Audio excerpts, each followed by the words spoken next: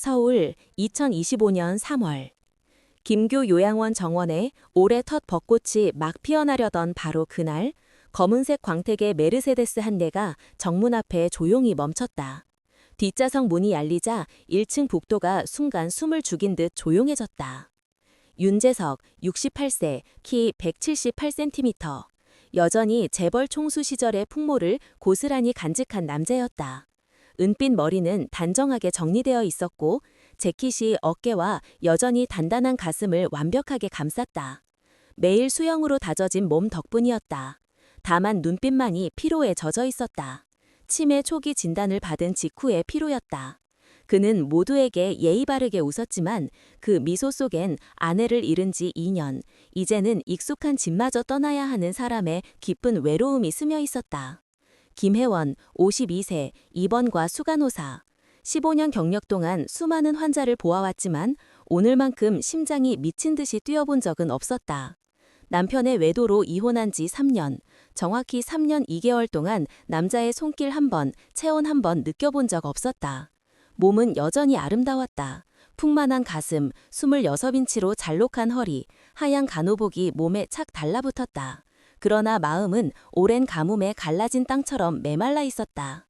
안녕하세요. 김수간호사님, 윤재석입니다. 잘 부탁드립니다.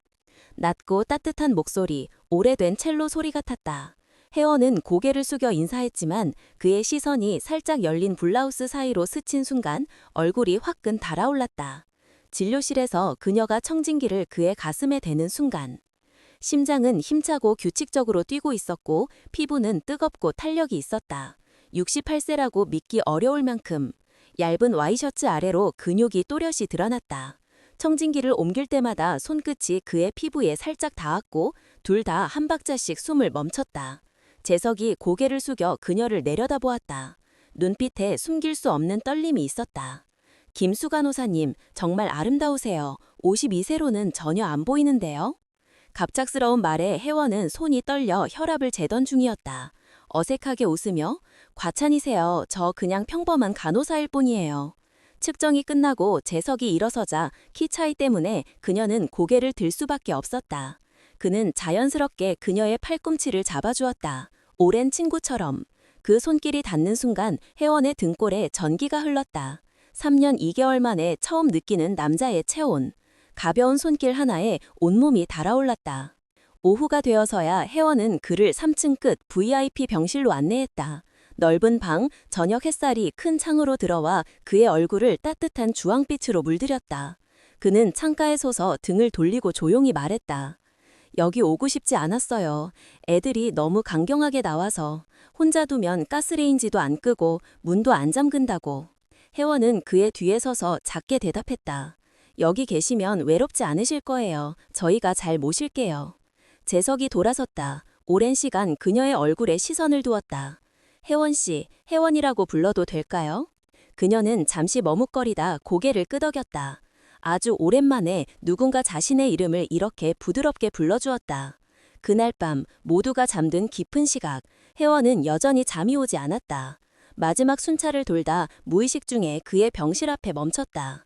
살짝 열려있는 문틈으로 그가 창가에 앉아 있었다. 스탠드 불빛이 그의 쓸쓸하고도 여전히 잘생긴 얼굴을 비추고 있었다. 손에는 작은 액자가 들려 있었다. 2해 전 세상을 떠난 아내와 함께 찍은 사진이었다. 그의 손가락이 유리 위를 어루만지듯 천천히 움직이고 있었다. 혜원은 조용히 문을 열고 들어갔다. 아직 안 주무세요? 재석이 놀라 고개를 들었다가 그녀를 보고는 금세 눈빛이 부드러워졌다. 잠이 안 와서요. 들어오세요, 혜원 씨. 그녀는 맞은편 의자를 앉았다. 둘은 노란 스탠드 불빛석에서 말없이 서로를 바라보았다. 너무 조용해서 심장 소리가 들릴 지경이었다. 재석이 먼저 입을 열었다. 이제 여자한테 아무 느낌도 없을 거라 생각했는데 당신을 보는 순간 아니라는 걸 알았어요. 혜원은 고개를 숙이고 블라우스 자락을 꼭 쥐었다. 뭐라 대답해야 할지 몰라 그저 오래도록 잊고 지내던 심장 박동이 다시 살아나는 걸 느꼈다. 김교 요양원에서의 첫날 밤. 가장 외로운 두 사람이 서로의 인생에서 가장 늦고도 가장 강렬한 운명을 만났다. 하나, 더 이상 사랑은 없을 거라 굳게 닫아두었던 사람. 또 하나, 남은 생을 조용히 혼자 보낼 거라 체념했던 사람. 그런데 단 몇 시간 만에 너무 오래 떨어져 있던 자석의 두 극처럼 서로를 향해 거칠게 끌려가기 시작했다. 밖에서는 첫 벚꽃이 바람에 흩날리고 있었다. 3층 끝 그 작은 병실 안에서 늦은, 그래서 더 미친 듯이 아름답고 가슴 아픈 사랑 이야기가 막 시작되었다. 그리고 그들조차 아직 알지 못했다. 이 이야기가 얼마나 멀리, 얼마나 깊이 그들을 데려갈지. 둘째 밤, 셋째 밤, 넷째 밤. 매일 밤 정확히 10시가 되면 복도가 완전히 잠든 뒤 형광등이 희미한 대기 모드로 바뀌는 순간 311호 문이 살짝, 아주 살짝 열린다. 하얀 그림자 하나가 바람처럼 스며든다. 신발 소리도 발걸음 소리도 없다. 오직 그녀가 젊었을 때부터 써오던 백합 향수만이 은은하게 남는다. 윤재석은 늘 기다리고 있다.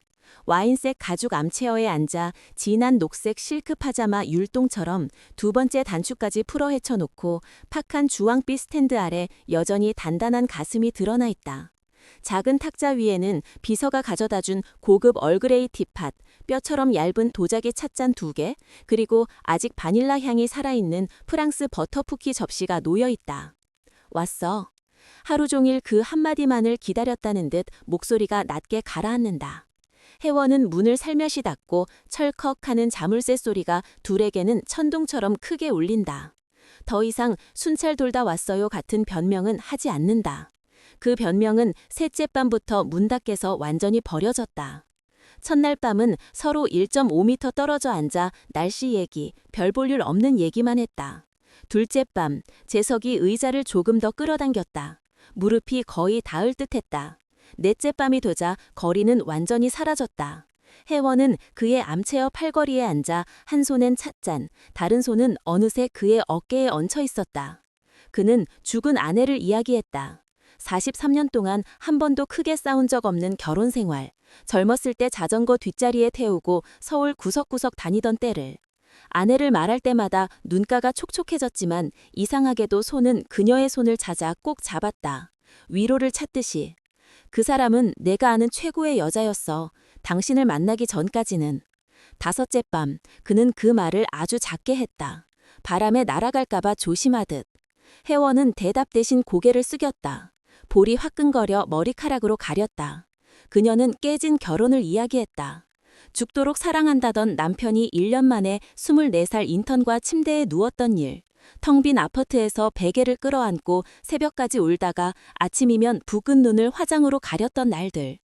재석은 한마디도 자르지 않고 들어주었다. 그러다가 조용히 그녀를 끌어안았다. 3년 2개월 만에 처음으로 아무 요구 없이 그냥 안아주는 남자의 품이었다.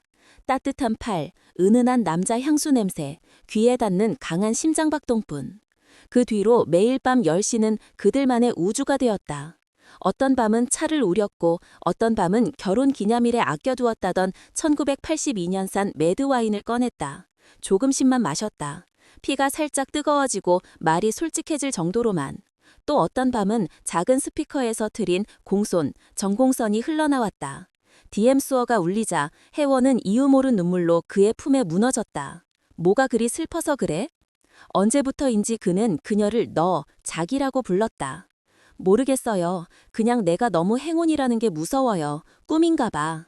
그녀는 그의 가슴에 얼굴을 묻고 속삭였다. 가끔 그는 갑자기 흐릿해졌다. 그녀를 아내 이름으로 불렀다. 처음 그랬을 때 혜원은 얼어붙었다. 가슴이 쥐어짜듯 아팠다. 민자야, 왔어? 하며 꼭 안던 그는 몇 초 뒤 정신이 들자 깜짝 놀라 그녀를 놓았다. 미안해. 내가 일부러 그런 게 아니라. 손이 떨리며 그녀의 눈물을 닦아주었다. 혜원은 고개를 저으며 그의 손을 자기 뺨에 얹었다. 괜찮아요. 나 여기 있어요.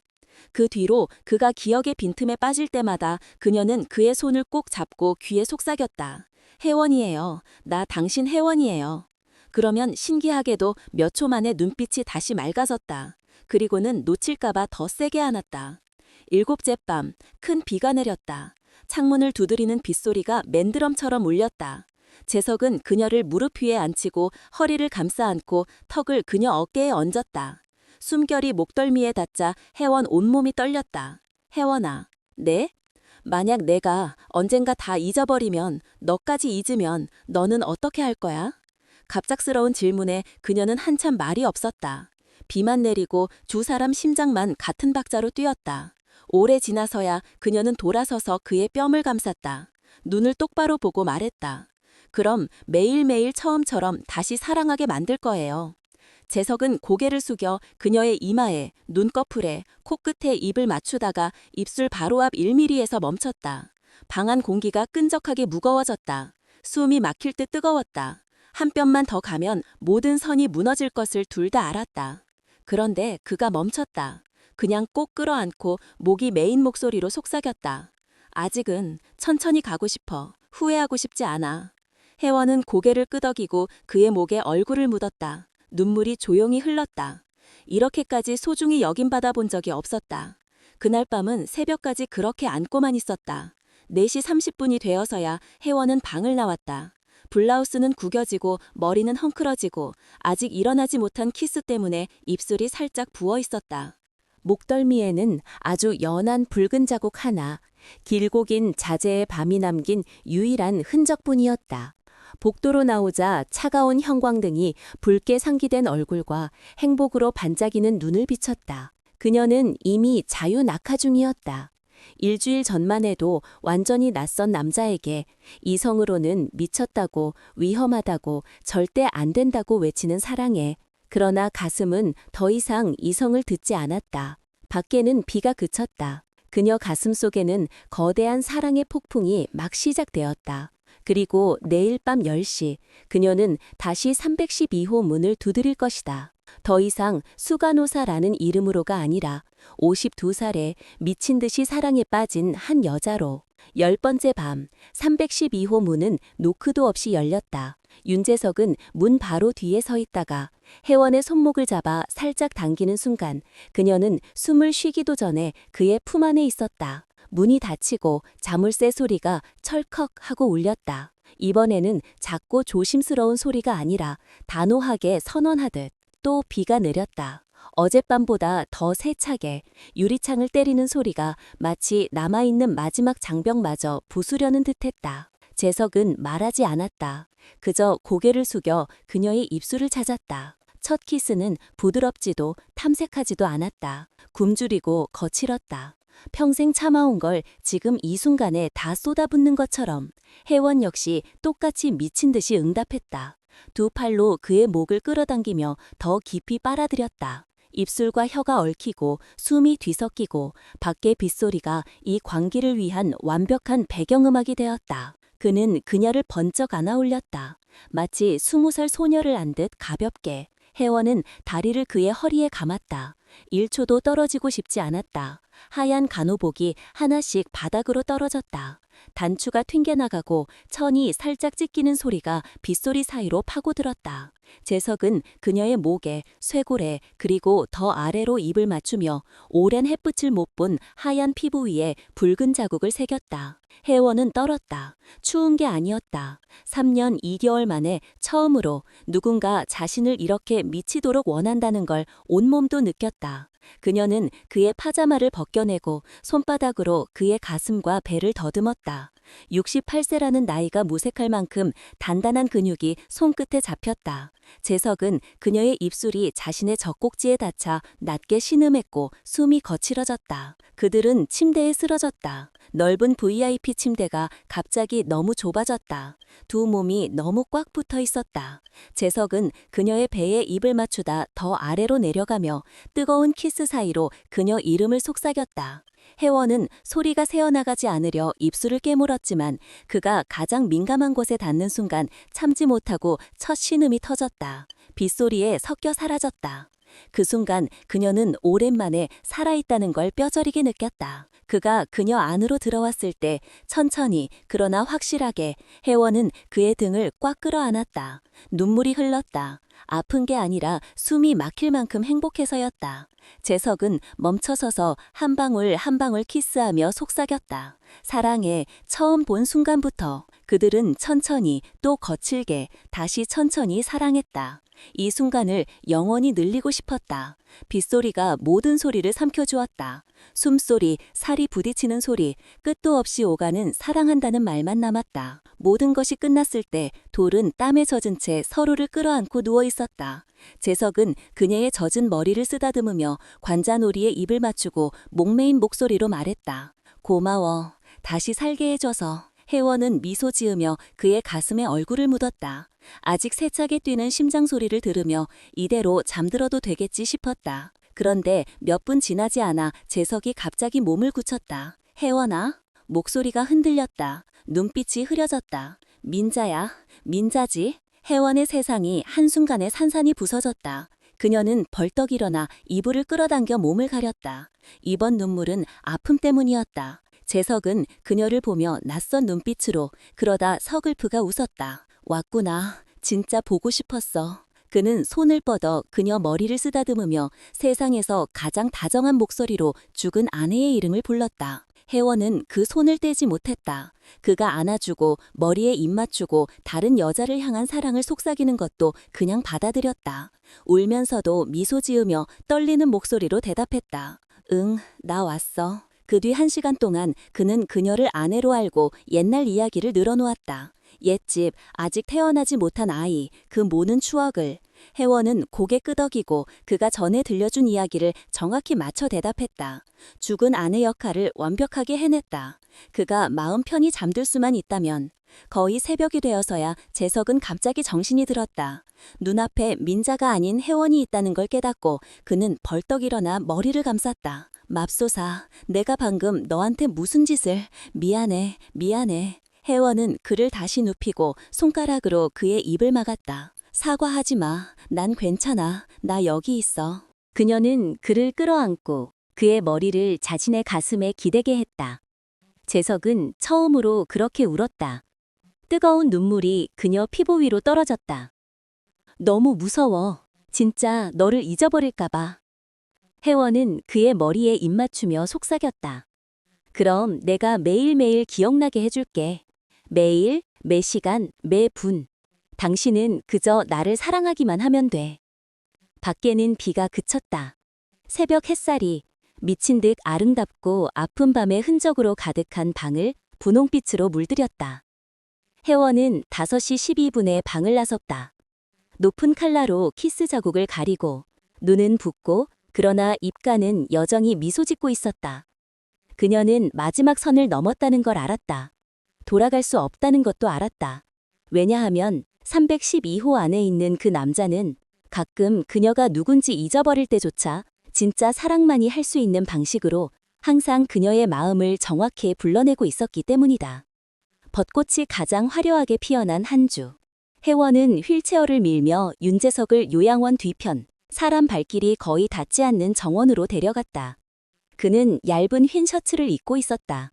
목 단추 2개 풀려 있고 소매는 팔꿈치까지 걷어올려 여전히 단단한 팔뚝이 드러나 있었다. 초여름 햇살이 은빛 머리에 내려앉아 진짜 은처럼 반짝였다. 혜원은 오늘 제복 대신 연한 민트색 원피스를 입었다. 머리는 풀어헤쳐서 바람에 흩날렸고 머리핀 하나 꽂지 않았다. 그들은 정원에서 제일 큰 벚나무 아래 멈췄다. 꽃잎이 우수수 떨어져 그의 어깨에, 그녀의 머리에, 휠체어 손잡이 위에 깍지 낀 2 손이에 내려앉았다. 재석이 고개를 들어 그녀를 바라봤다. 눈이 반짝였다. 오늘 진짜 예쁘다, 혜원아. 그녀는 미소 지으며 몸을 숙여 그의 이마에 살짝 입을 맞췄다. 감시 카메라가 찍든 말든 신경 쓰지 않았다. 지난 일주일간 그들은 낮에도 은밀한 구석에서 서로에게 스며드는 법을 배웠다. 몰래 손을 잡고 재빨리 입을 맞추고 아무도 없을 때 뒤에서 끌어안는 것. 그런 것들이 이제 둘의 산소가 되었다. 재석이 갑자기 휠체어에서 일어섰다. 아직 걸을 수는 있었다. 조금 느릴 뿐이었다. 하지만 오늘은 똑바로 서서 제대로 된 남자처럼 그녀를 안고 싶었다. 혜원이 황급히 그를 부축했다. 2 팔이 그의 허리를 감았다. 그는 그보다 한 뼘은 더 컸다. 턱을 그녀 머리에 얹고 속삭였다. 저 끝에 돌벤시로 데려다 줄래? 예전에 사랑하는 사람과 늘 그렇게 앉았는데. 혜원은 그가 또 혼동에 빠지려 한다는 걸 알았지만 고개를 끄덕였다. 그녀는 그의 팔을 잡고 자갈길을 천천히 걸었다. 바람이 불 때마다 꽃잎이 더 세차게 떨어져 길이 온통 분홍 융단이 되었다. 대나무 숲 뒤에 숨겨진 돌벤치에 도착하자 재석이 먼저 앉았다. 그리고 그날 비 오던 운명의 밤처럼 그녀를 자신의 무릎 위로 끌어당겼다. 혜원은 거부하지 않았다. 그의 가슴에 등을 기대고 얇은 원피스 너머로 익숙한 체온을 느꼈다. 재석은 허리를 감싸 안고 큰 손을 그녀 배 위에 올려 부드럽게 쓰다듬었다.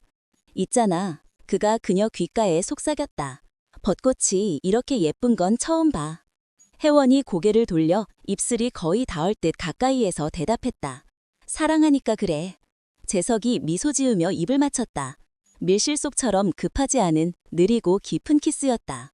꽃잎이 그녀 어깨에, 그녀 머리에, 두 사람 입술 사이로 떨어졌다.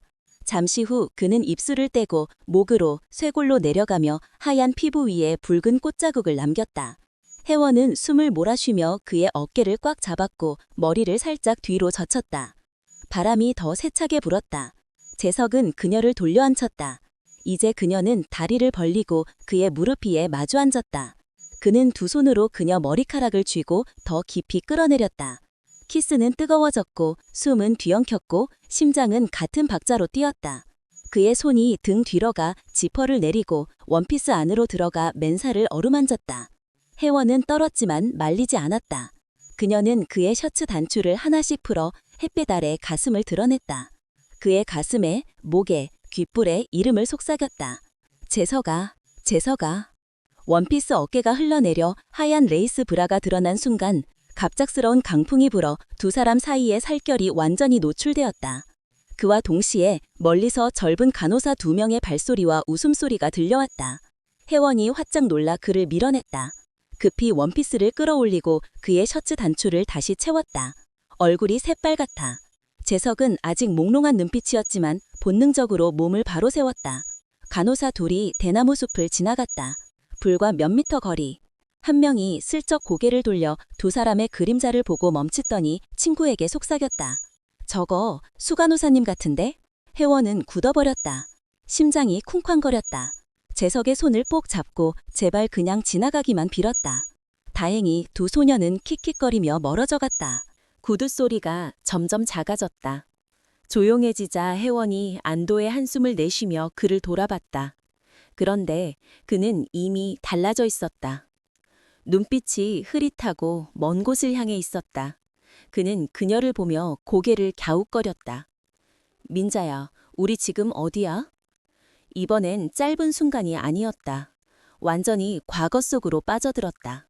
그는 그녀 손을 잡고 1979년 처음 벚꽃을 보러 갔던 이야기를 시작했다. 혜원은 말없이 듣기만 했다. 눈물이 볼을 차고 흘렀다. 더 이상 고쳐주지 않았다. 그저 손을 꼭 잡고 그의 어깨에 머리를 기댔다. 착한 아내처럼. 꽃잎은 여전히 떨어져 두 사람을 연분홍으로 덮었다. 한참 뒤 재석이 번쩍 정신을 차렸다. 그는 그녀를 보고 목에 선명한 키스 자국을 보고 구겨진 원피스를 보고는 얼굴을 감쌌다. 맙소사, 또 너를 아프게 했구나. 혜원은 고개를 저으며 그의 손을 내려 자기 뺨에 얹었다. 괜찮아, 난 행복했어. 그는 그녀를 꽉 끌어안았다. 머리를 그녀 머리카락에 묶고 목매어 말했다. 무서워, 네가 지칠까봐. 모든 걸 잊어가는 늙은이를 사랑하느라 지칠까봐. 혜원은 그의 눈, 코, 입술에 차례로 입을 맞추며 속삭였다. 당신이 숨쉬는 한 나는 내년에도 내후년에도 이 벚나무 아래 앉아서 당신이 나를 누구라고 부르든 당신이 키스해주길 기다릴 거예요. 재석이 울었다. 대낮에 처음으로 어린아이처럼 그녀 품에 안겨 울었다. 벚꽃은 계속 떨어졌다. 그들이 나눈 가장 길고 가장 깊고 가장 아픈 키스를 조용히 지켜보며. 혜원이 휠체어를 밀어 그를 데려갈 때 그의 어깨 위에 마지막 한 장의 분홍 꽃잎이 남아있었다. 그녀는 알았다. 올해 벚꽃은 곧 지겠지만 그들의 사랑은 이제 막 만개하기 시작했다는 것을. 바로 이 떨어지는 꽃잎처럼 아름답고도 너무나 연약하게. 수요일 오후 햇살이 자결했다. 지하 1층 끝 물리치료실. 방음 문에 창문은 작아 나무 꼭대기만 보였다. 오늘은 윤재석의 전기 자극 플러스 종아리 마사지 일정이었지만 혜원이 문을 밀고 들어서는 순간 그 일정은 이미 핑계에 불과하다는 걸 둘 다 알았다. 재석은 이미 와 있었다. 환자용 얇은 가운 차림으로 치료 침대에 앉아 젖은 머리를 작은 수건으로 닦고 있었다. 방금 실내 수영장을 다녀온 참이라 염소 냄새가 은은하게 났고 그 위로 익숙한 남성 향수 냄새가 겹쳐 있었다. 그녀를 보자마자 아이처럼 눈이 반짝였다. 5분 늦었네. 장난기 어린 목소리. 출퇴근부에 사인해야 했어요. 안 그러면 의심받는다고요. 그녀는 문을 닫고 잠갔다. 좁은 방 안에는 에어컨 소리와 점점 빨라지는 두 사람 심장 소리뿐이었다. 재석은 지시대로 엎드렸다. 가운을 벗어던지자 68세라는 나이에도 여전히 탄탄한 넓은 등이 드러났다. 혜원은 아로마 오일을 손에 덜어 깊게 숨을 들이쉬고 어깨부터 천천히 주무르기 시작했다. 손이 닿는 곳마다 살이 달아올랐다. 근육 깊이 눌렀다 뗄 때마다 그는 작게, 아주 작게 신음했다. 고통과 쾌감이 뒤섞인 소리. 오일이 미끄러워 손이 길게 미끄러졌다. 등줄기를 타고 내려가 허리, 그리고 바지 끝자락 근처까지. 재석이 고개를 돌렸다. 눈이 이미 붉게 충혈되어 있었다. 일부러 그러지? 절차대로 하는 거예요. 그녀는 속삭였지만 입꼬리는 올라가 있었다. 그가 갑자기 뒤집어 누웠다. 가운이 활짝 열리며 가슴과 아랫배가 하얀 조명 아래 번쩍였다. 혜원은 한순간 숨이 멎는 듯했지만 오일 묻은 손은 저절로 그의 가슴 위에 얹었다. 재석이 그녀 손목을 잡아당겼다. 그녀는 그의 몸 위로 넘어졌다. 치료 침대가 길게 끼익 소리를 냈다. 그리고 바로 키스가 시작됐다. 더 이상 예의도 체면도 없었다. 그의 손은 머리카락을 쥐고 다른 손은 블라우스 끈을 풀었다.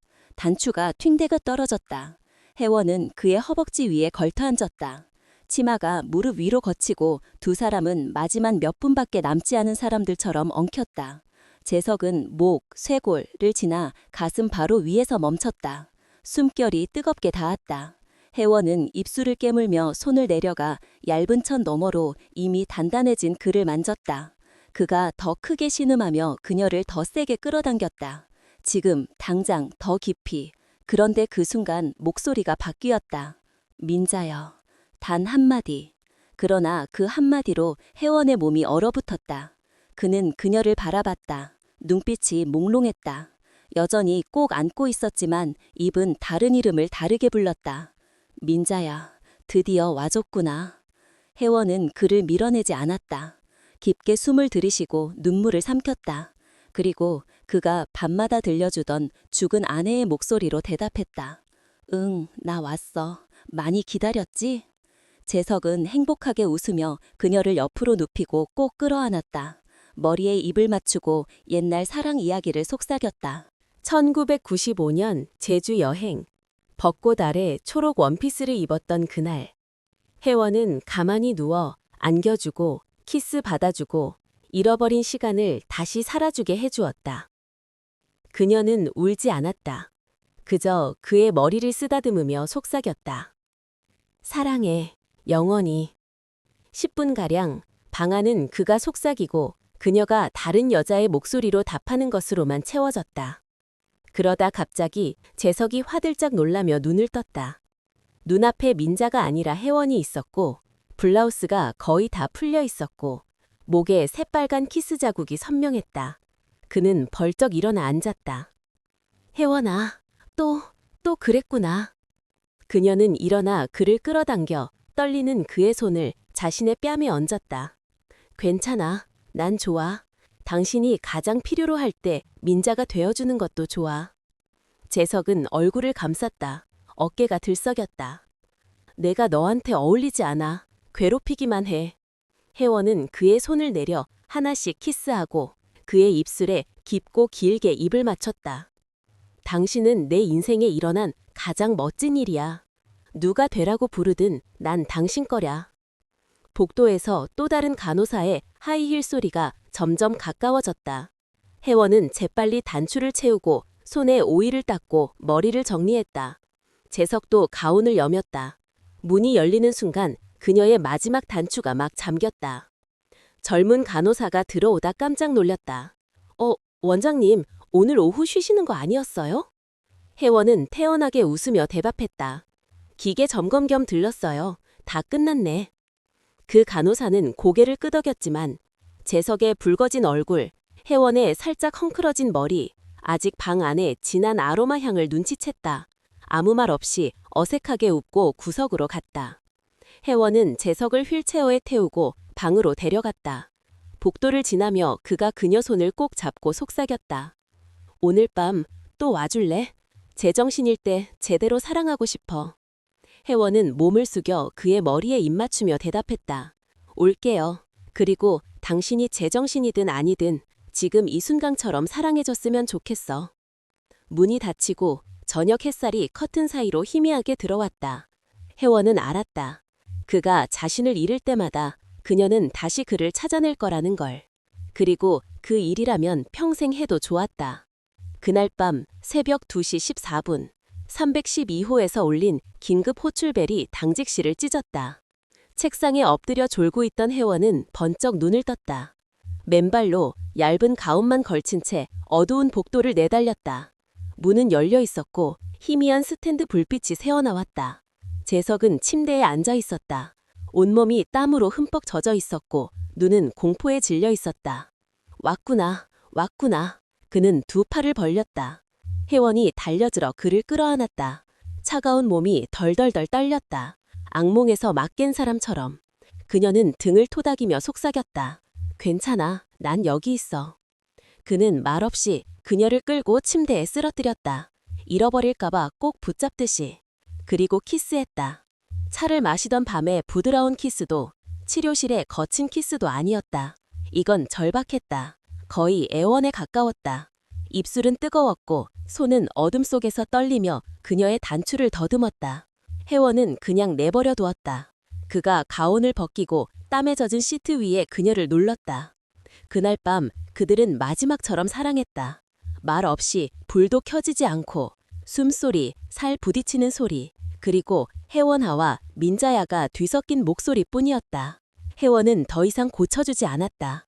그가 자신을 더 세게 안으며 그가 들어올 때마다 소리 없이 울었다. 내 이름을 그의 세포 하나하나에 새기고 싶었다. 끝난 시간은 4시 47분. 재석은 그녀 품에서 어린 아이처럼 잠들었다. 혜원은 그의 이마에 입 맞추고 이불을 덮어준 뒤 조용히 방을 나섰다. 머리는 산발, 목덜미의 키스 자국은 칼라로도 가려지지 않았고 입술은 퉁퉁 부었고 허벅지 안쪽엔 아직 그의 온기가 남아있었다. 당직실에 돌아가기도 전에 내선 전화가 울렸다. 냉랭한 과장 목소리. 김혜원 수간호사, 지금 바로 원장실로 오세요. 원장실 모니터에는 흑백 CCTV 형상이 떠 있었다. 0228, 그녀가 312호로 들어감. 0544, 머리 헝클어지고 옷 구겨진 채 나오며 목에 선명한 키스 자국. 변명할 여지가 없었다. 원장은 하얀 종이 한 장을 밀어주었다. 사직서 쓰세요. 아니면 이 영상 전체를 이사회와 환자 보호자에게 보냅니다. 혜원은 울기 않았다. 펜을 들고 짧게 몇 줄 쓰고 사인했다. 내일 짐 뺄게요. 그녀는 원장실을 나와 하얀 복도를 걸었다. 모두의 시선이 꽂혔다. 연민, 경멸, 호기심. 그녀는 아무도 쳐다보지 않고 탈의실로 가서 가방을 들고 바로 312호로 갔다. 재석은 아직 잠들어 있었다. 그녀는 침대 끝에 앉아 그의 머리를 쓰다듬고 마지막으로 이마에 입 맞췄다. 잠시 가야 해. 근데 꼭 돌아올게. 기다려줘. 그는 반쯤 뜬 눈으로 중얼거렸다. 가지 마. 그러고 다시 잠들었다. 그날 오후 검은 벤틀리 2대가 정문에 섰다. 윤상민 50세와 윤상혁 47세, 재석의 두 아들이 내렸다. 얼굴은 얼음장 같았다. 그들은 이미 원장이 보낸 영상을 보았다. 말은 짧았다. 지금 당장 아버지 다른 요양원으로 옮기겠습니다. 직원이 휠체어를 밀어 재석을 데려 나오자 그는 놀라울 정도로 또렷한 정신으로 주위를 둘러보더니 소리쳤다. 혜원아, 혜원이는 어디 있어? 상민이 아버지 어깨를 꽉 잡았다. 그 여자 이름 그만 부르세요. 아버지를 이용한 여자예요. 재석이 팔을 뿌리쳤다. 눈이 붉게 충혈되었다. 너희들 입 닥쳐. 내가 먼저 사랑했다고. 내가 그 애가 필요해. 그러나 그는 더 이상 힘을 쓰지 못했다. 차에 태워지고 창문이 내려가자 그는 유리창을 쾅쾅 두드리며 끝까지 이름을 외쳤다. 혜원은 3층 커튼 뒤에 서서 그가 멀어지는 걸 바라봤다. 소리 없는 눈물만 흘렀다. 검은 차가 시야에서 사라졌다. 그녀는 조용히 짐을 쌌다.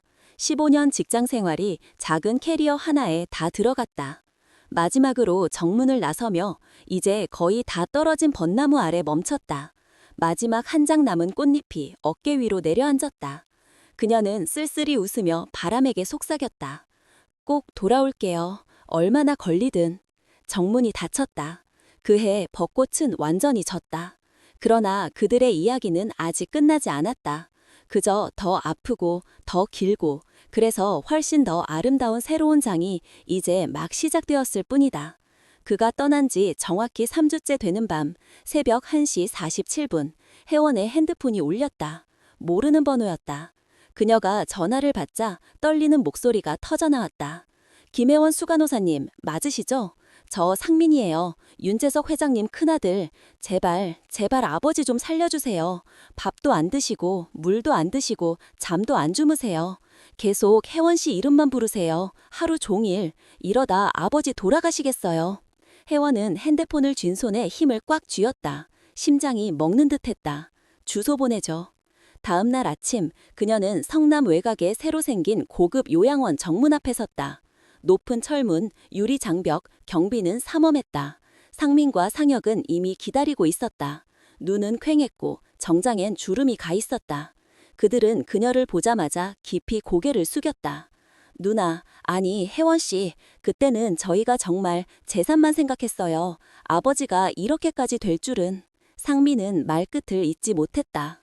혜원은 아무 말 없이 고개만 끄덕이고 안으로 들어갔다. 207호, 2층. 문이 살짝 열리자 양냄새와 노인 냄새가 코를 찔렀다. 재석은 침대에 누워 있었다. 뼈만 남은 몸, 푹 꺼진 볼, 퀭한 둔. 수액줄이 팔뚝에 가득 꽂혀 있었고 신방 모니터는 느리게 힘겹게 띠릭띠릭 소리를 냈다. 눈은 천장만 멍하니 바라보고 있었고 입으로는 끊임없이 중얼거리고 있었다. 혜원아, 혜원아 와라. 제발. 혜원은 침대 옆에 무릎을 꿇고 뼈만 남은 손을 두 손으로 감쌌다. 나 왔어. 재석아, 나 왔어. 그가 천천히 고개를 돌렸다. 팍했던 눈동자가 기적처럼 빛났다. 눈물이 쏟아졌다. 뼈만 남은 손이 그녀 손을 아프게 쥐었다. 혜원아, 진짜 너야? 꿈 아니지? 진짜야. 나 당신 곁으로 돌아왔어. 그는 어린아이처럼 울며 그녀를 끌어당겨 안았다. 마지막 힘까지 다 쥐어짜내듯이. 문 밖에서 상민과 상혁은 조용히 눈물을 닦았다. 아버지가 우는 건, 아버지가 단 1초 만에 살아나는 건 평생 처음 보았다. 그 후 일주일 동안 혜원은 그 요양원에서 살다시피 했다. 숟가락으로 죽을 떠먹이고 몸을 닦아주고 자장가를 빌려 재웠다. 어떤 날은 완전히 또렷해서 그녀 손을 잡고 예전 요양원 이야기를 하며 자신 때문에 그녀가 당한 모욕을 사죄했다. 어떤 날은 완전히 민자가 되어 있었지만 네, 나 여기 있어요. 한마디에 그는 행복하게 웃었다. 어느 오후 상민이 복도로 그녀를 불렀다. 혜원 씨, 저희 형제끼리 의논했어요. 아버지는 혜원 씨가 있어야만 살아요. 부탁드릴게요. 아버지 법적 후견인이 되어주세요. 비용, 집, 간병인 모든 건 저희가 책임질게요. 제발 아버지 곁에만 있어주세요. 혜원은 한참 말없이 있다가 유리창 너머를 바라보았다. 휠체어에 앉아있는 재석이 어린아이처럼 반짝이는 눈으로 이쪽을 보며 웃고 있었다. 그녀는 고개를 끄덕였다. 그날 밤 207호 작은 병실에서 재석은 놀라울 정도로 또렷했다. 그는 그녀를 침대 위로 끌어당겨 꼭 안고 오래오래 깊이 입을 맞췄다. 그리고 천천히 아주 조심스럽게 사랑했다. 너무 연약한 것을 깨뜨릴까봐. 키스 사이로 그가 속삭였다. 내일 또 너를 잊으면 그래도 곁에 있어줄 거지? 그녀는 그의 손가락마다 입을 맞추며 대답했다. 그럼 다시 사랑에 빠지게 해줄게요. 매일매일 처음처럼. 그는 웃었다. 눈물이 깊이 꺼진 볼을 타고 흘렀다. 그럼 이제 죽는 것도 안 무서워. 3일 뒤 후견인 서류에 도장이 찍혔다. 혜원은 윤재석의 모든 것을 결정할 수 있는 유일한 사람이 되었다. 두 아들은 울면서 그녀에게 고개를 숙였다. 엄마라고 불렀다. 가족 전용 차가 그들을 태우고 마포에 마련된 작은 단독주택으로 향했다. 1층 정원 있고 간병인 방 있고 현관 앞에 새로 심은 어린 벚나무 한 그루가 서 있었다. 차가 멈추자 재석은 창밖을 보며 눈을 반짝였다. 우리 집 예쁘다. 혜원이 손을 잡아주었다. 응, 우리 집이야. 그는 그녀를 바라보며 지금 이 순간 그녀가 정확히 누구인지조차 희미했지만 그래도 부드럽게 웃었다. 당신 누구세요? 근데 왜 이렇게 정감 가죠? 혜원은 그의 입꼬리에 입을 맞추고 속삭였다. 사랑하는 사람이에요. 영원히. 재석은 고개를 끄덕이며 그녀를 끌어안았다. 바람에 어린 벚나무가 살랑였다. 가장 큰 상실 속에서 서로를 찾아낸 두 사람의 새로운 봄을 환영하듯 그들은 집에 왔다. 함께. 내일 그가 기억하든 기억하지 못하든 오늘 이 순간 그는 남은 심장 전부로 그녀를 사랑하고 있었다. 1년 반이 지난 뒤 마포의 작은 집은 그들 둘만의 온 우주가 되었다. 현관 앞 벚나무는 조금 더 자라서 매년 봄이 오면 꽃은 적게 피었지만 한 송이 한 송이가 눈부시게 붉었다. 재석은 이제 거의 걷지 못했다. 하루 종일 창가 휠체어에 앉아 시간이 내려앉은 눈빛으로 정원을 바라보았다. 어떤 날은 완전히 또렷해서 그녀를 혜원아 라고 정확히 부르며 예전 요양원 비오던 밤들을 하나하나 떠올렸다. 그때 내가 너 버릴까봐 무서웠어. 그러고는 웃었다. 또 어떤 날은 완전히 길을 잃어서 그녀를 처음 보는 사람처럼 바라보며 어린아이 같은 목소리로 물었다. 당신 천사예요? 왜 매일 다 보러 와요? 혜원은 웃으며 그의 손을 자기 뺨에 얹었다. 나 당신 아내예요. 또 잊었어? 그는 잠시 멍하니 있다가 갑자기 눈에 반짝이며 그녀를 끌어안았다. 맞아, 내 아내, 세상 제일 예쁜 아내. 매일 아침 그녀는 휠체어를 밀어 벚나무 아래로 데려갔다. 매일 오후 행운죽을 끓여 한 숟가락씩 떠먹이고 입가를 닦아주었다. 세상에서 가장 큰 아기를 돌보듯. 매일 밤 그가 기억하든 기억하지 못하든 그녀는 그를 침대에 눕히고 그 품에 안겨 잠들게 했다. 기억이 있는 밤이면 그들은 천천히 살며시 사랑했다. 뼈가 부러질까봐 조심스럽게. 기억이 없는 밤이면 그녀는 그래도 키스하게 내버려 두었다. 민자라고 불러도 손이 가슴을 어루만져도 그녀는 알았다. 가장 깊은 곳에서 그가 찾는 건 언제나 자신이라는 걸. 상민과 상혁은 주말마다 찾아왔다. 꽃을 들고 케이크를 들고 이제는 자연스럽게 엄마라고 불렀다. 재산 이야기는 더 이상 나오지 않았다. 그저 아버지가 지난 10년 중 가장 많이 웃는다는 사실만으로 그들은 이 여자에게 평생 고개 숙였다. 그들이 함께 산 두 번째 봄, 재석은 급격히 약해졌다. 밥은 못 먹고 물과 우유 몇 모금만 넘겼다. 의사는 며칠, 길면 몇 주라고 했다. 혜원은 그의 앞에서 울지 않았다. 웃고 노래하고 옛날 이야기를 들려주고 밤마다 그의 곁에 누웠다. 마지막 밤 비가 억수같이 쏟아졌다. 재석은 갑자기 눈을 뜨더니 정말 오랜만에 또렷한 눈빛으로 그녀를 바라보았다. 혜원아, 네, 여기 있어요. 다 기억나. 비 오던 밤들 키스 하나하나 내가 너 울렸던 때까지. 미안해. 그녀는 이마를 그의 이마에 대었다. 사과하지 마세요. 나 너무 행복했어요. 그는 떨리는 손으로 그녀 머리를 쓰다듬었다. 나 갈게. 너무 슬퍼하지 마. 조금만 먼저 갈게. 벚나무 아래서 기다려줄래? 그녀는 고개를 끄덕였다. 눈물이 드디어 흘렀다. 눈이 처음 김교요 요양원에서 그녀를 보았던 그날처럼 반짝였다. 그리고 그녀를 끌어당겨 남은 생을 다 담은 마지막 키스를 했다. 고마워. 이렇게 늙은이를 끝까지 사랑해줘서. 숨이 점점 약해졌다. 손은 끝까지 그녀 손을 놓지 않았다. 새벽 3시 14분 신방 모니터가 길게 삐 소리를 냈다. 윤재석은 자신이 가장 사랑한 여자의 품에서 가장 평온한 미소를 띤 채 떠났다. 혜원은 크게 울지 않았다. 오래오래 안고 있다가 이마, 눈, 입술에 마지막 입을 맞추고 이불을 가슴까지 덮어주었다. 창문을 열어 비바람이 들어오게 한 뒤 그의 손을 잡고 밤새 앉아 있었다. 다음 날 아침 상민과 상혁이 왔다.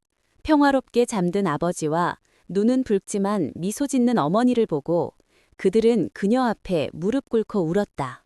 혜원은 두 아들의 머리를 쓰다듬으며 말했다. 아버지는 행복했어. 아주 편히 가셨어. 재석의 유골은 마당 벚나무 아래 뿌려졌다. 그 후로 매년 봄, 혜원은 작은 돌탁자 위에 얼그레이 홍차 한 잔과 프랑스 버터 쿠키 한 접시를 올려놓고 바람에게 속삭였다. 아직 안 와? 나 오래 기다렸는데. 그녀는 다시 결혼하지 않았다. 그 집에서 그 벚나무를 보며 기억과 사랑을 끝까지 지켰다. 사람들은 그걸 비극이라고 했다. 그러나 혜원에게는 그것이 그녀 인생에서 가장 아름다운 사랑 이야기였다.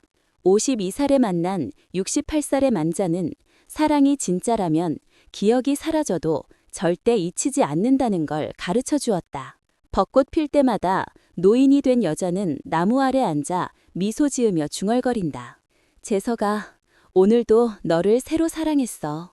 그러면 바람이 대답한다. 꽃잎을 날려보내며 아주 먼 곳에서 보내온 마지막 키스처럼.